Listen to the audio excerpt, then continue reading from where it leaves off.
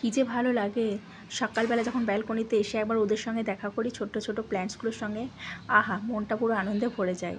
আর আমাদের বাড়িতেও তাই, আমাদের বাড়িতে তো অনেক বড় বাগান আছে।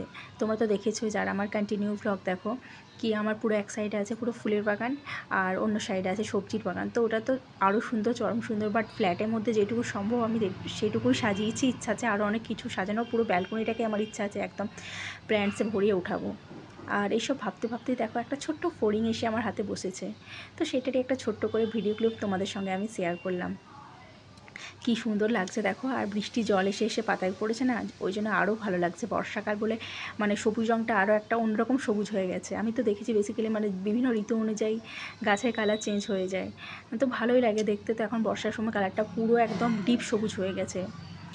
আর এই প্ল্যান্টসের সঙ্গে যখন থাকি তখন যে কখন মানে ঘন্টার পর ঘন্টা পেরিয়ে যায় বুঝতেও পারি না। ভালোই লাগে আমার এসে। আর এই যে বেলি গাছটা দেখছো, এটা নতুন লাগানো হয়েছে, জানি না ফুল ফুটবে কিনা। মানে যখনই নতুন কোনো গাছ লাগাই না মনে হয় ফুল ফুটবে। তো আর এই যে গাঁদা গাছ আর তুলসী গাছ। তো ব্লগটা কেমন লাগলো জানিও।